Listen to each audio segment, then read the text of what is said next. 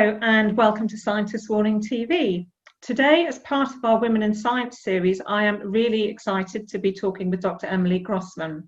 So Emily is a virtual tour de force. Not only does she hold stellar qualifications from the University of Cambridge and a PhD in cancer research, she's a well-known and respected science communicator.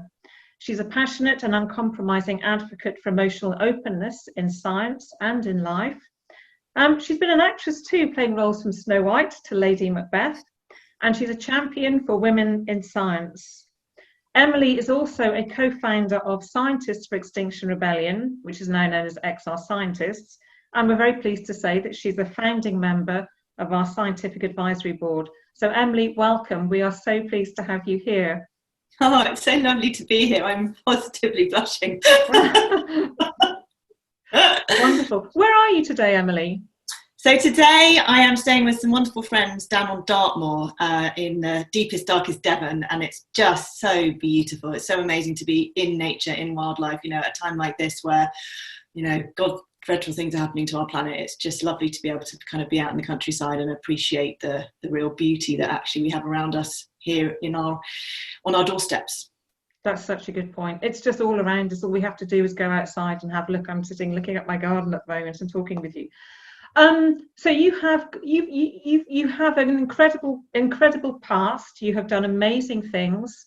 You're well known as a science communicator, and you've taken a bit of a gamble in terms of moving from that arena into activism.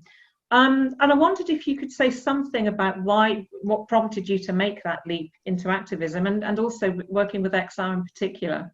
Yeah, so, you say that, but it hasn't even really occurred to me. I'm in a privileged position in the sense that I'm not affiliated to any organisations. I work for myself, so I can very much control exactly what I want to do, and I appreciate that's not the same for everyone.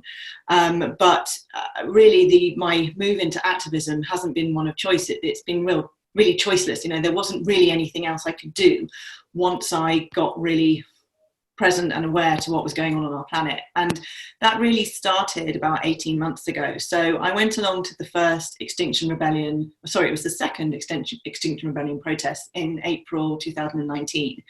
And I actually went along as a sort of bystander, really. I went along to support my partner, Kimway, who's a really talented musician and drummer and songwriter. And I went along to sort of show my support to him. And I, quite frankly, I felt really, really uncomfortable because all around me there were people with banners and placards and people shouting, mass extinction and societal collapse and civil unrest and ecosystem breakdown, 12 years before we can, it's too late.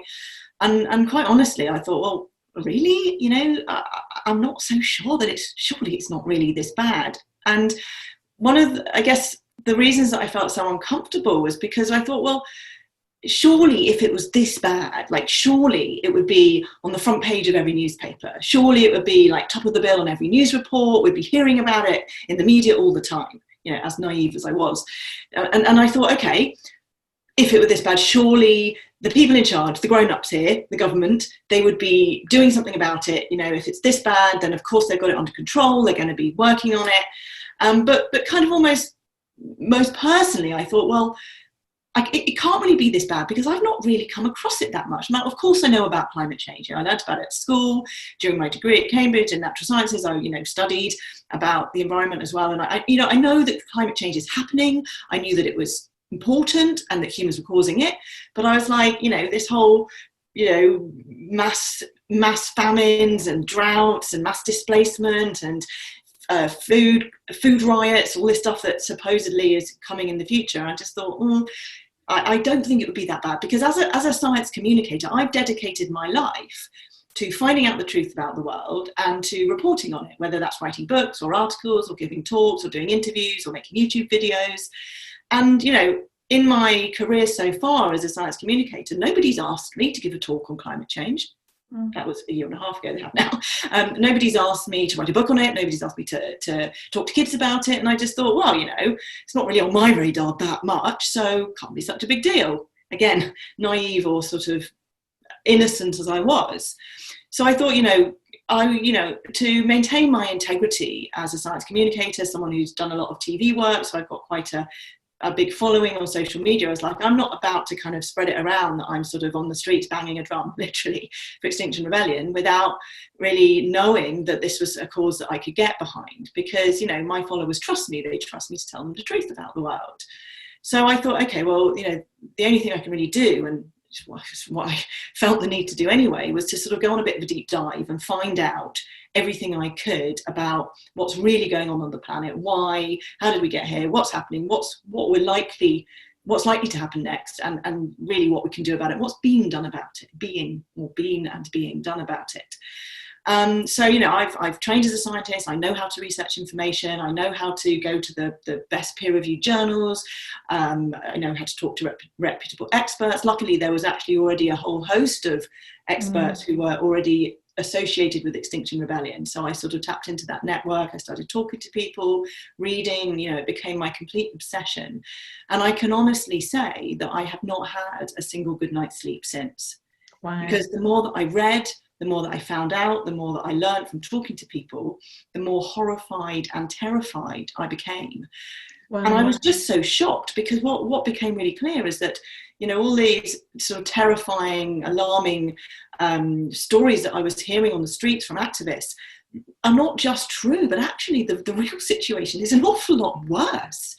And from that moment, you know, it wasn't a moment, it was a sort of dawning over weeks, which turned into months, which have turned now into, you know, over a year of just devoting my life to just finding out the truth. As it became clear to me how much cover up there's been, how much kind of like smoke screens there are, and how much misinformation and disinformation there is out there on social media, and how little global governments are doing, I just became obsessed with thinking, well, you know, I've got to do something about this. I'm a science communicator, so I've got a platform, I've got, you know, skills in this area. I was like, I need to do something. I need to make sure people know this, because how can people act unless they know the truth? And if they do know the truth, to the extent which it became clear to me that this is the truth, they can't not act. Like, I can't now not act. I can't now not do anything. Exactly, I can't now not do something with every part of my life. So that became my absolute, I need to get involved with Extinction Rebellion. Myself and some other scientists, we founded a group called Scientists For Extinction Rebellion, which you've just spoken about. We wrote a declaration in support of non-violent direct action, basically saying that scientists across the globe, they've been issuing warnings on global warming and climate change for 40 years. And the role of a scientist, as you know, is not to be kind of passionately banging a drum and shouting in the streets. It's to very impartially and calmly report on the facts, and to trust that the media are going to report on those, that the government are going to take them seriously and act in accordance to those facts. So this declaration we wrote was actually to really lay clear, based on all the facts and warnings, such as scientists warning that have warned that this is a climate emergency, that we must take radical action now, or we're going to have untold human suffering.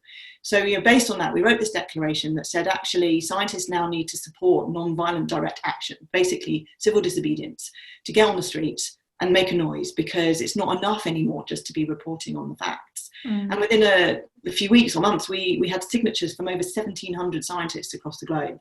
So this is more than the 1,300 or so, the 13,000 I know that Scientists Warning have supporting your sort of declaration. But these are actually 1,700 scientists who are saying it's not enough to speak. We actually have to get on the streets. We actually have to break the law if need be. Yeah. It's a different, you know, this was really a significant sort of move forward, I think, coupled with the work of Scientists Warning, to actually get scientists out there on the streets and doing stuff. Yeah, and you put it incredibly well. And my journey into an association with XR was a little bit like that. I had a university position, which I then gave up, because I couldn't maintain my own personal integrity and continue to work in an environment that was actually making things worse.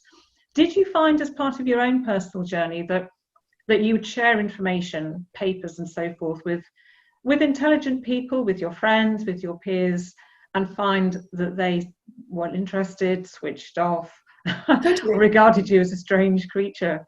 Totally, because I mean, it happens all the time. It still happens to me. There's still people who are really close to me in my life who are just like, oh, come on, you know, it's not such a big deal, or, you know, get on with something more fun and lighten up and all that. And saying, well, yeah, climate change is happening, but all of this alarmism is just not needed. And of course, you know, no one can blame them for that, because there isn't the information out there. There isn't sort of this ability to be able to find something that's really easy for lay people to understand, for everyday people who have no scientific background, for kids, teenagers, to be able to kind of just get a summary, an overview of what's going on, and to really realise that it really is that bad. And like I said, I don't blame those kind of everyday people who say, okay, well, the scientists are saying, but they're sort of saying it's likely or it might, and let's wait till it's certain. And they don't get that in the world of science, nothing's certain till it's happened. You know, it's like you can't be certain. Exactly. It's far more frightening what is very likely to happen than what we know. You know, that's what's even scarier, is that we don't know, and scientists can't ever be certain. Because that's how science works. We have probabilities, we have likelihoods. But the phrasing and the framing of science necessarily has to be in those terms. But then the public go, oh, well, they don't really know what's going on. That's not true. You know? It's a good point. And there isn't uncertainty in terms of the climate science, because we know what's happening. But things are compounded by difficulties with misinformation. Yeah. And I think that in the early days, it's perhaps fair to say that with Extinction Rebellion, that some of the information that was put out there was perhaps not as precise as it might be. So I wondered if you could comment on that, on the impact that had, and that obviously this would have been part of your motivation for writing the Emergency on Planet Earth book. Yeah. So, as I said, you know, what really motivated me was wanting the public, everyday people, friends and family of my own, to really understand what was going on. And I don't blame everyday people and also people within Extinction Rebellion movement for not having a full grasp of exactly the nuances of what's going on, because it's so broad, this field, and there's so much information out there, and sifting through all the facts and the figures and the information, and this study which has actually been disproven by this study or has been discredited by this expert, and this expert says this but another expert says that, and which one do you trust? Because that's something that, unless you're trained with a scientific background, you can't know which bits to trust and which bits not to trust. So, as you say, you know, that was my motivation to really getting on board with this Emergency on Planet Earth document or book, however you want to call it, that we, as a community, Scientists For Extinction Rebellion, now known as XR Scientists, we've spent the last year and a bit creating, and calling on expert contributors from across many different fields and expert reviewers, rigorously fact-checking it, making sure we've got everything in there that is absolutely up to date and watertight. You know, there's nothing in there that hasn't been absolutely checked and double-checked and double-checked and triple-checked. But as you say, this was also born out of the fact that, you know, there have been people in the Extinction Rebellion movement who have quoted science where the nuance has been lost. Now, I'm not going to say it's wrong, because it isn't wrong. You know, billions of people are going to die. That's too absolute. Billions of people could die, absolutely. You know, that's the subtlety. And if you're not a scientist, then you miss that subtlety sometimes. And the Extinction Rebellion movement is phenomenal. You know, it's brought together people from so many different walks of life, different communities, doctors, lawyers, farmers, midwives, mothers, like carpenters. You know, we've got a totally huge array of different people. And it's what's the word? It's where there's no one person in charge. Holacratic. It's a holacratic organisation. It's holacratic, but also what that basically means is that there is nobody. The whole point of Extinction Rebellion movement, it's not an organisation, is that people can make their own choices, and they can go out there and they can form their own subgroups and small groups and communities, and that's what makes it so wonderful. That's what makes it so brilliant. But it does mean that there are very scared people out there getting out on the streets and slightly misrepresenting the science, because that's how it feels for them. You know, the difference for someone saying it between, you know, billions of people are going to die and billions of people could die is actually not very much. You know, if they could, surely that's just as bad almost as if they're going to. So Decentralized, that's the word I was looking for. It's a decentralized movement. So basically, there is no sort of governing body. There is no kind of like top-down sort of, you must say this. And that's what's great about it. But yeah, it does mean that, statements like societal collapse is inevitable have filtered through from some people's mouths.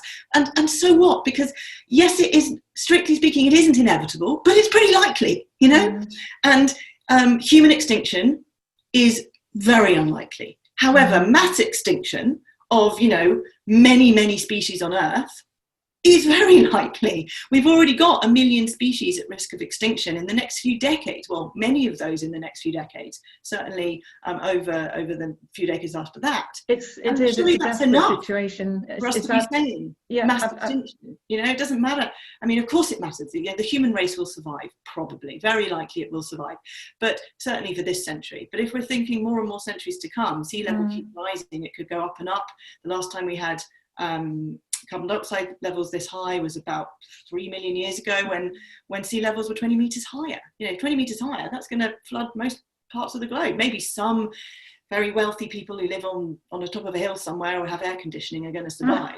Probably the human race will find a way through. But I don't want to live on a planet where there's going to be a small proportion of the human race left. Well, exactly.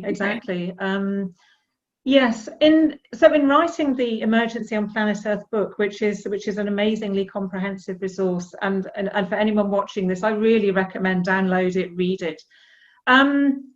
It's an intellectual exercise in terms of doing the research and writing about that, and writing about it with integrity and authenticity.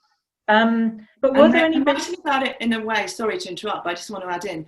I think what we really wanted to do is write about it in a way which is accessible. That was the key to it, in a way that non-scientific people, teenagers, young people could understand and engage with, because there's so much scientific literature out there, like the IPCC reports, which are amazing. But, I can't quite honestly absorb more than 5 minutes of that in one sitting. It's not something you can read over the weekend, exactly. And it's pretty I've heavy. delved into them. Yeah. And it's a good point. And I think you've done that incredibly skillfully, that translation of some very technical research into accessible language, which I think is an amazing job. Well done. But for you personally, were there any bits that you found really hard to actually write? Pieces that were hard to research and pieces that were hard to write? I think the pieces that were hardest were the sort of knock-on effects of the climate and ecological crisis, because that's where you've got many different damage points to our planet all intersecting. So, for example, the knock-on effects on food, that was a very challenging chapter to write in terms of food availability and also fresh water availability, because our food is impacted by so many different things. So we've got an increase in extreme weather because of global heating, and that's going to cause more extreme weather events, which are already impacting the ability to grow crops. And of course, there's knock-on effects. If parts of the globe have crop failure, then we're a globally interconnected society. Even if it's not in the area where we live, we're going to feel the impacts of rises in food prices, and potentially making it hard to put food on the table. Plus, we import so much of our food anyway in many parts of the world. So, you've got extreme weather impacting food availability. Then you've got loss of insects. So pollinating insects are required to grow crops. Then we've got, and there's been a huge decline in insects, and that's a huge problem in terms of our ability to sustain ourselves with harvest, with food. Then we've got deforestation and erosion and intensive farming, all of which serve to damage our soils. So a third of our soils are now severely damaged or degraded or even destroyed, and that's massively reducing our ability to grow crops again. And also intensive farming plows up the soils, and that releases carbon dioxide back into the atmosphere. That causes more extreme warming. It's a cycle. It goes round and round. Yes. So chapters like food availability, where there are so many things kind of all acting together to give us the sort of the really scary situation where we're in, where 5 billion people, that's up to half the world's population, are looking at having food shortages by the year 2050 if we carry on our current paths, with which currently we are. I mean, that's with all the current government sort of policies in place. So and then if you look at water availability, you've got things like, again, droughts, extreme weather, you've got pollution feeding into that. But you've also got things like melting ice, which of course causes sea level rise, but that can flood rivers, and water with floods. Rainfall can run off the land and cause kind of toxic chemicals to enter rivers, but also with sea level rise and with ice melting particularly, we've got melting of glaciers, and 1.9 billion people across the globe depend on mountain glaciers for fresh water. So you've got all these things coming together, and then you've got human health. So human health, we've got increased spread of infectious diseases because of increased temperatures. Then we've got diseases occurring in different parts of the world, for example, malaria coming back in Europe because of increased temperatures. But then also because of damage to our ecosystems, because of damage to our land, we've got wild animals coming into more contact with humans, and that's increasing the transmission of diseases from animals to humans, so we get new diseases in humans. And then we've also got ice melting, increasing the possibility of diseases and viruses coming out of trapped, permafrost. So those chapters, which were so many intersecting areas coming together, those were intellectually, I think, the hardest to research and to write. But in terms of my own process, I think the hardest thing for me was just the emotional processing of having to find, not having to, but, desperate desire to find all this stuff out. And the more I would read and the more I would spend, hours and hours and hours sitting at my computer kind of going, oh my God, this is going on. And I'd have to take a break and just stop and just be like, I would be like overcome with grief about what we're doing to our planet, about what's already happening, about all the people suffering, particularly in less developed parts of the world, who've done the least to actually cause this in parts of the global south. And the pain and the grief about, reading about all the animals that are dying, reading about the fact we're going to be, the ice in the Arctic is going to be pretty much gone by 2050. That means no more polar bears. I know they're the poster child of climate change, but that really gets me. It is. And, it's tragic. A billion animals were killed during the Australia forest fires, which were made far more likely by climate change. So it was really the emotional processing, I think, that really got me. And sometimes that would make me need to take a break. And sometimes that would mean that I just have to stay up till 2-3 in the morning until I'd finished a chapter, because I was like, I can't stop, I can't justify, taking a break or going for a walk, because actually this information needs to get out there. And the quicker we get it out there, the quicker we can get people to take action. Exactly. And I think what you've done is really quite unique, because most scientists are working in their particular field. That might be ecology or climate science or whatever. And I think in synthesizing all that information, you must be in a really privileged position in that it's now all in your head, and you can talk without notes. You can actually just talk about the contents of this book. And I really do urge anyone watching this to actually read this. Just go through it chapter by chapter and digest the contents. And yes, it's scary, and it tells a pretty bleak tale, but it's something we all need to be aware of. Emily, what do you think about people scientists, engineers who feel that we can somehow techno-fix our way out of this? And what's your view on that? That's a really contentious area. And again, I'm not an expert. I'm not an expert in any of these fields. I've just kind of brought together information and used my sort of communicator hat to make it digestible. But from what I've understood, and certainly from the research I've done, that we talk about techno-fixes in the Emergency on Planet Earth book. And just to clarify, we sort of sometimes say book, sometimes say document. It's an online book. It's free to access, totally open access. It's in the form of a Google Doc, and it's also on the Extinction Rebellion website. And I'm sure, hopefully, there'll be links that you'll be able to share. I imagine to that. Oh my God, where's my brain gone? Techno-fixes. So yeah, the problem is that a lot of our emissions pathways, or our targets, getting to net zero by 2050, which incidentally is way too slow to give us any kind of chance of having a decent future, and even getting to net zero by 2050 only gives us a 50-50 chance of staying below 1.5 degrees heating, which actually is absolutely, devastating to think that we could go above that.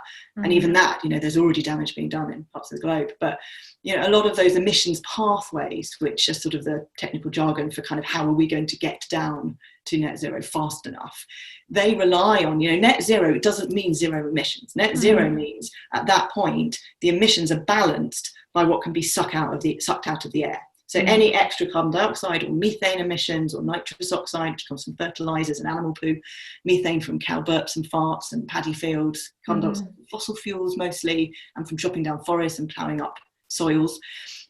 So any further emissions, which of course there is going to be further emissions, have to be balanced by carbon dioxide, methane, etc., being sucked in from the atmosphere. And though that requires not just intact forests and soils and natural sources, sinks of carbon dioxide, which suck it in from the atmosphere, which we're destroying by the minute. 3 football fields worth of Brazilian rainforest is destroyed every minute. That shows me. But yes, so as well as the fact we're destroying our natural ways of pulling in carbon dioxide from the atmosphere, a lot of these we can get to net zero 2050 if we reduce by 8% a year, if we get down to 50% of current emissions by 2030, which we're nowhere close to being able to do. But even that depends on us being able to then suck in carbon dioxide using things like negative emissions technologies. And the science around those is very, very wobbly, shaky, in the sense that even scientists themselves are in a lot of conflict about whether or not they could possibly work. And certainly they're not available by any means on the scale that would be required. And it's very unclear as to whether it's at all possible, whether they could ever be available on such large scales and be stable. And so the carbon dioxide would be stably sort of trapped. And whether or not and deployed in time. Be used, exactly. So, every scientist I've spoken to and all the research I've done is just absolutely categoric. We cannot be relying on NETs, negative emissions technologies, such as carbon capture and storage. We cannot be relying on them to help us to, balance out the carbon emissions. Can I just ask you there about the science? You've obviously spoken to a lot of scientists. Yeah. And of course, a lot of the climate scientists just happen to be men. Do you feel that, this is perhaps a strange question, but I mean, I feel the urgency, and I feel the pain of what is actually happening. Do you wonder, is it possible that the scientists who've been so immersed in their field for decades, that they're somehow emotionally distant from the consequences of what's actually happening?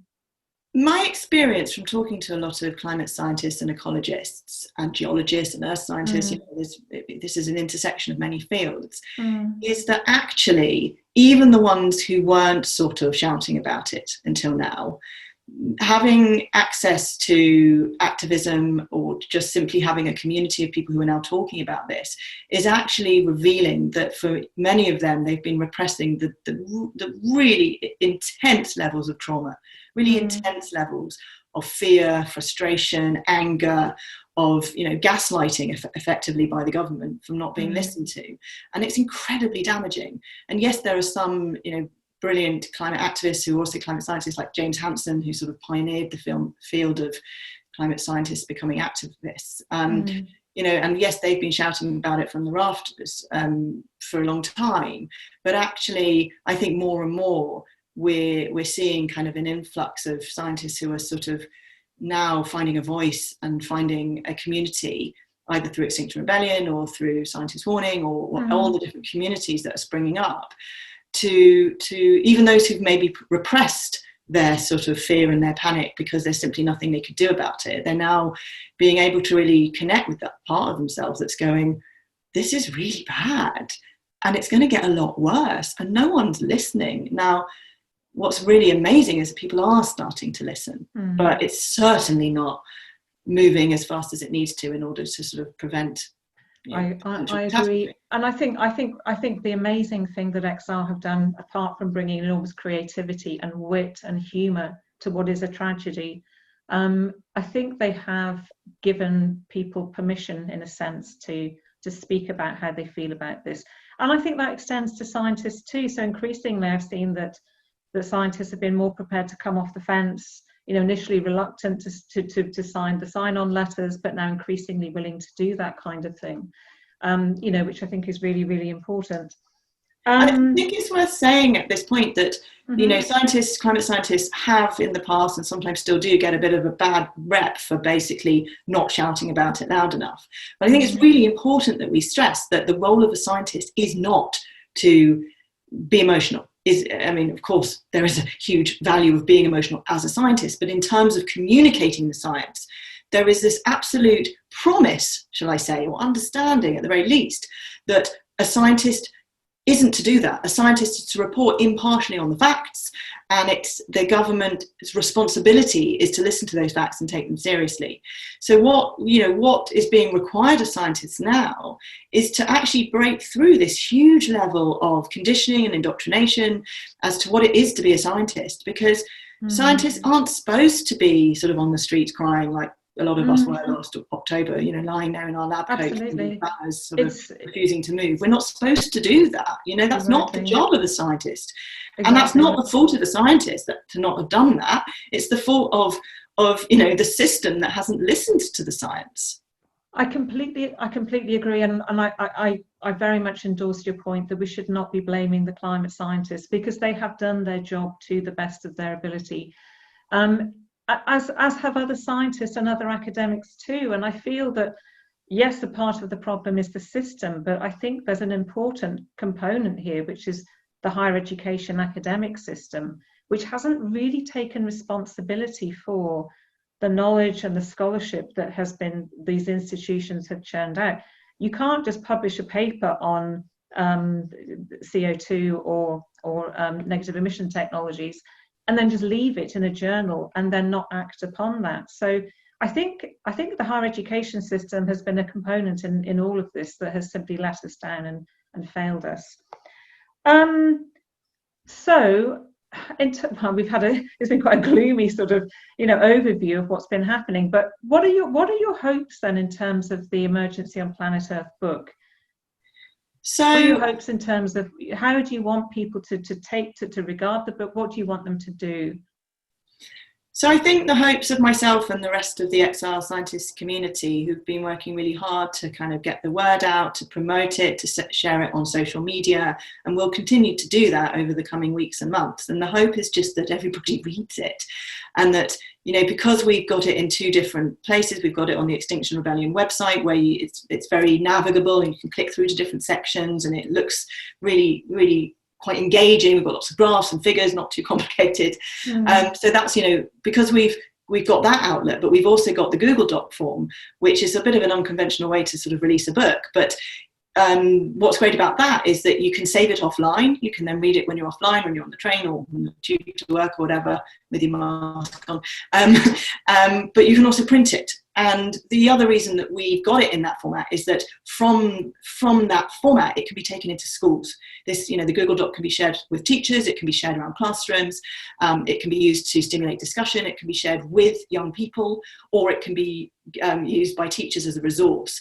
And because there's also lots of not only facts and figures, but there's also a lot of information about how to interpret that, you know, what it means, and also some really nice user-friendly diagrams and figures to help explain, you know, the basics. You know, what is climate change? What are greenhouse gases?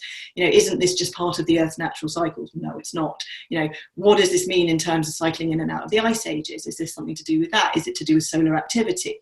So we've really tried to explain all of that. So the idea, the hope, is that this document, this book, will just find its way to as many different households, as many different schools, as many different businesses and industries and government departments as it can, and that people will read it, people will absorb it, people will share facts and figures from it, or graphs or quotes from it. We've got a lot of expert scientist quotes in there and a lot of world leaders quotes in there, which are really powerful. Got a whole quote section at the end, actually. And we hope that those will be shared around. They'll become parts of people's dinner table conversations. They'll perhaps become parts of people's teachers' education, or those who are compelled or motivated to go out and give talks or to get on the streets or educate their local community, that this will form a sort of resource pack to be able to do that.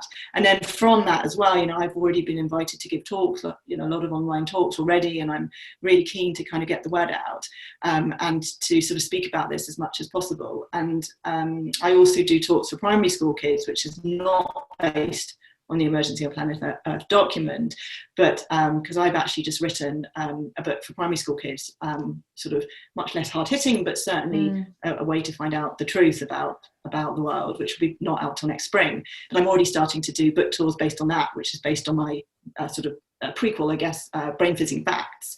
And now when I do those talks, I bring in some facts and figures from the Emergency on Planet Earth document, and then I can say to the parents, or I can say to the teachers, here's where you go to find the references, here's where you go to find the sources, to check the facts, to remind yourself of what we talked about in this kind of fun and interactive kids show with lots of sort of science experiments in it. So I'm hoping that through my work as a science communicator, because I do lots of writing already, I just had an article in the Scotsman, which made front page, which was great because one of the sort of quotes that I gave them was to say that, as I said a bit earlier, that I couldn't believe when I first found out about how bad the situation was. I couldn't believe that it wasn't on the front page of every newspaper.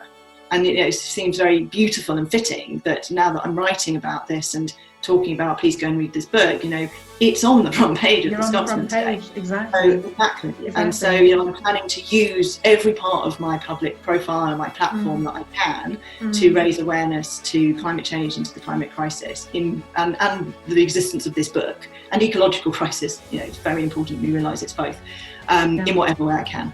Yeah, wonderful.